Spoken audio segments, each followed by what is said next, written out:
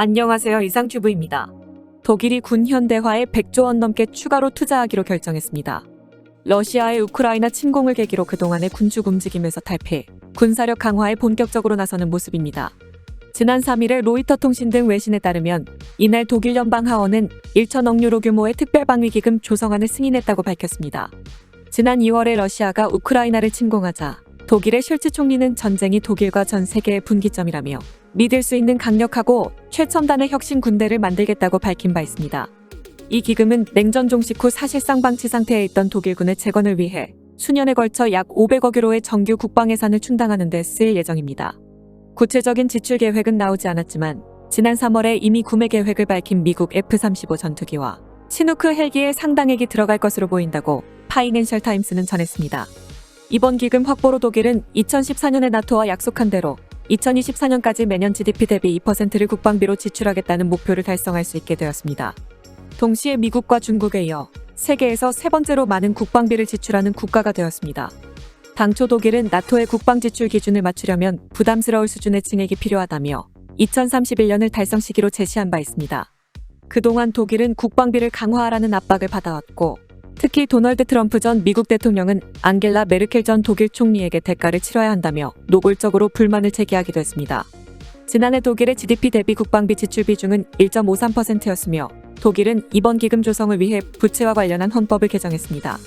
기금 마련을 위해선 추가 채권 발행이 필요한데 독일은 부채 조달 규모를 GDP의 최대 0.35%로 제한하는 엄격한 규정인 채무제동을 두고 있습니다. 이에 독일 의회는 헌법을 바꿔 이를 면제받을 수 있도록 했습니다. 헌법 개정에 필요한 의회 3분의 2 찬성을 얻으려면 야당의 지지가 필요한데 독일 정부와 야당은 장시간 협의 끝에 지난달 말에 이에 합의했습니다. 이날 투표를 앞두고 크리스틴 람브레이트 국방장관은 의회 연설에서 안보는 대가를 치른다며 독일은 군사적 수단을 통해 우리의 가치를 지킬 수 있어야 한다고 말했습니다.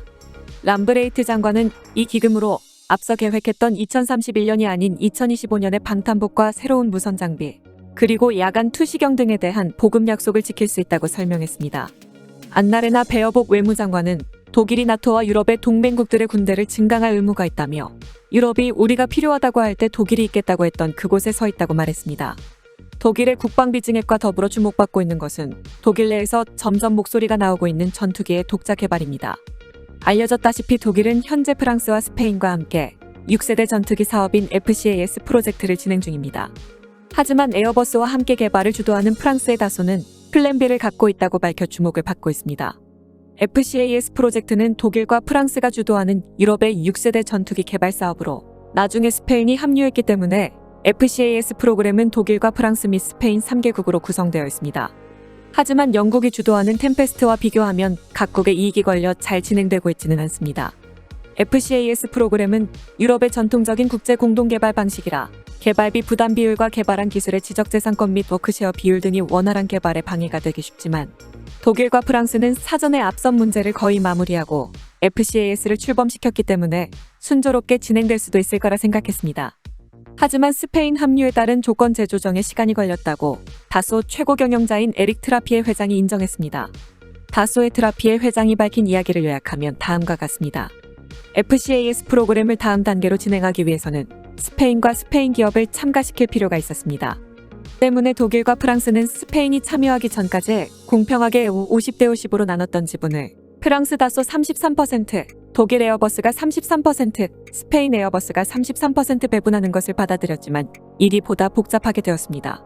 특히 문제는 이러한 분배 구조의 3국 공동작업의 틀에서는 명확한 책임자가 없다라는 것입니다.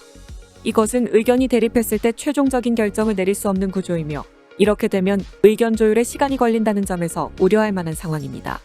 더욱이 프랑스의 다소는 FCAS 전투기가 항공모함의 함재기로도 사용할 수 있는 개발 책임을 맡고 있으며 FCAS를 기반으로 항공모함의 함재기 개발을 프랑스 정부와 약속했기 때문에 FCAS 프로그램의 주도권을 놓칠 수 없다고 주장하고 있습니다.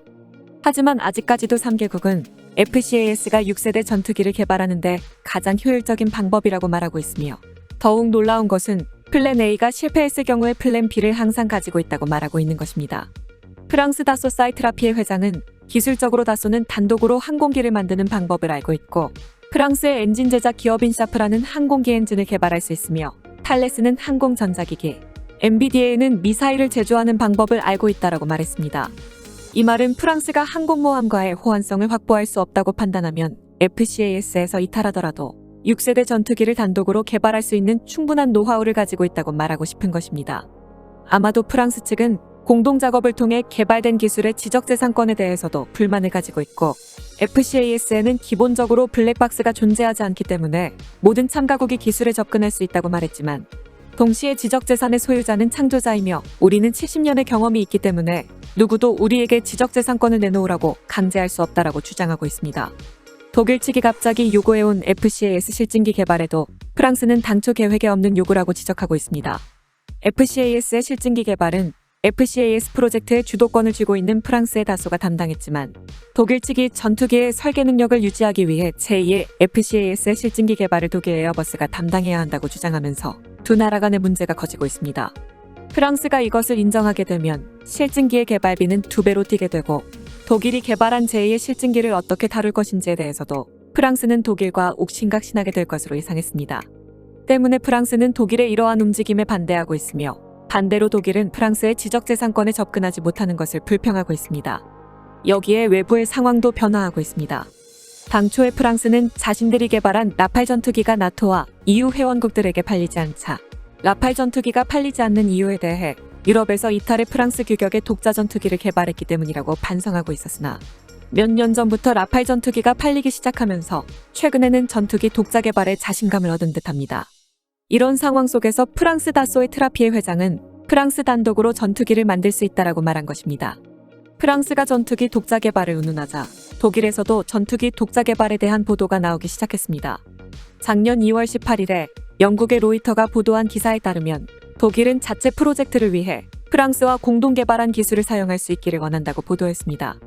프랑스 소식통은 독일이 프랑스에서 개발된 노하우에 접근하기를 원한다고 말했지만 독일 소식통은 이것을 부인했습니다.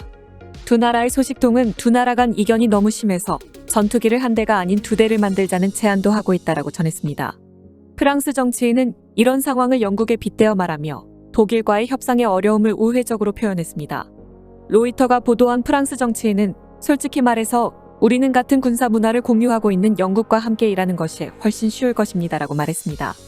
2017년부터 FCAS 프로젝트를 시작한 두 나라가 4년이 지난 지금도 FCAS 개발 방식에 여전히 이견을 좁히지 못하고 있는 것입니다. 이런 상황이 지속적으로 이어진다면 FCAS 프로젝트는 궁극적으로 붕괴되어 새 국가가 더 작은 연합으로 재집결하거나 아니면 다른 국가와 팀을 이루거나 그것도 아니면 독자적으로 개발해야 할 수도 있습니다. 독일은 주력 전투기인 유로파이터의 대체기를 개발해야 하지만 계속 늦어지게 된다면 독자 개발로 전환할 수도 있습니다. 얼마 전 독일은 미국에서 35대의 F-35 구매를 발표했지만 독일의 슐츠 총리는 유럽의 공동 프로젝트인 미래전 투항공체계 개발이 절대적인 우선순위라면서도 노후화한 토네이도 전투기 교체는 당장 필요한 사업이라고 말한 바 있습니다. 람브레이트 국방장관도 이날 F-35 구매와 관계없이 미래전 투항공체계 프로젝트를 장기 과제로 계속 추진해 나갈 것이라고 밝혔습니다. 하지만 4년이 지난 지금도 FCAS 개발 방식에 여전히 이견을 좁히지 못하고 있는 독일은 러시아의 우크라이나 침공으로 무기 개발에 대한 당위성과 든든한 국방비 증액이라는 두 가지 토끼를 잡아 잘하면 세계는 제2차 세계대전 이후 최초의 독일산 전투기를 볼 수 있을지도 모릅니다. 이상 마치겠습니다. 시청해주셔서 고맙습니다. 이상튜브였습니다.